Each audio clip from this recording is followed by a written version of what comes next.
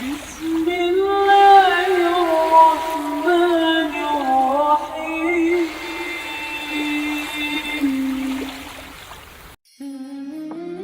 Assalamualaikum warahmatullahi wabarakatuh.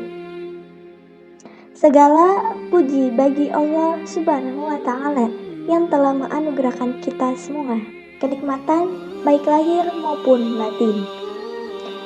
Dia yang melihat segala rahasia yang tersembunyi. Dia yang tidak memerlukan kepada perundingan dan pertolongan pada yang mengatur kerajaannya. Dia yang membolak-balikan semua hati. Dia yang mengampunkan segala dosa. Dia yang menutup semua kekurangan. Dan Dia yang melapangkan segala kesempitan rahmat kepada alam semesta.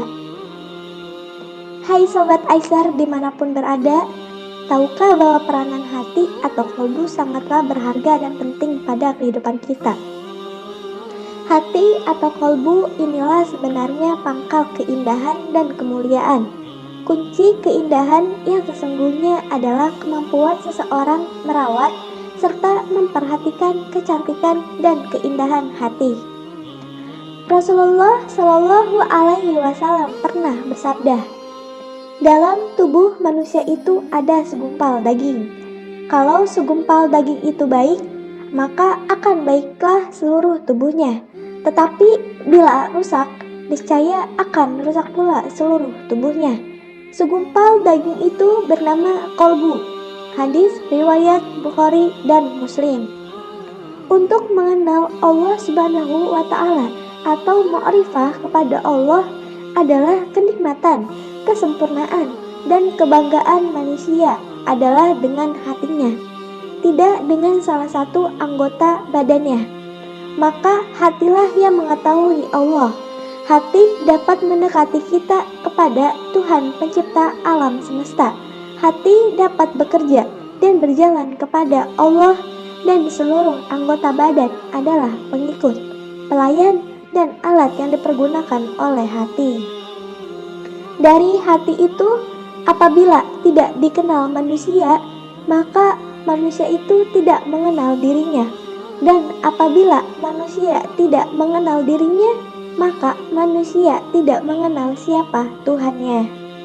Imam Al-Ghazali menggolongkan hati ke dalam 3 kelompok, yaitu hati yang sehat atau kolbu sholih, hati yang sakit atau kolbu morid, dan hati yang mati atau kolbu mayit.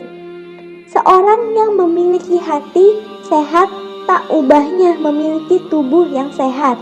Ia akan berfungsi optimal. Ia akan mampu memilah dan memilih setiap rencana atas suatu tindakan, sehingga setiap apa yang diperbuatnya benar-benar sudah melewati perhitungan yang tepat berdasarkan suara hati. Untuk menjadikan hati yang bersih atau sehat adalah dengan cara berpuasa, baik puasa yang wajib pada bulan Ramadan atau berpuasa sunnah yang diajarkan kepada Nabi dan Rasul untuk kita tunaikan.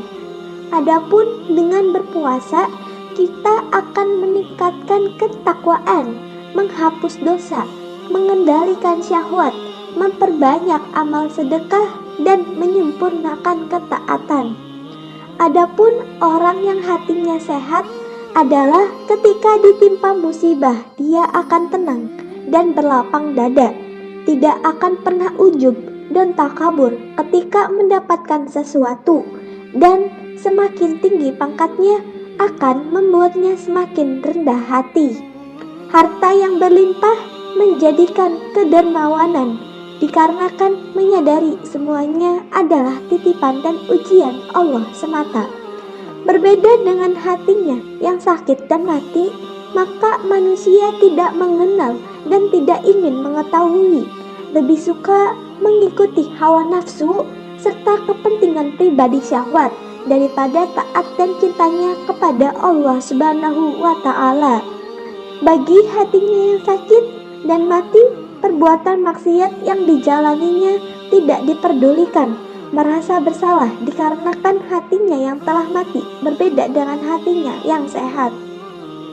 Dalam firman Allah Subhanahu wa Ta'ala, sesungguhnya orang-orang yang bertakwa apabila mereka dibayang-bayang pikiran jahat atau berbuat dosa dari setan, mereka pun segera ingat kepada Allah. Maka ketika itu juga mereka melihat kesalahan-kesalahannya. Dalam Quran Surah Al-A'raf ayat 201. Wallahu a'lam bishawab. Wassalamualaikum warahmatullahi wabarakatuh.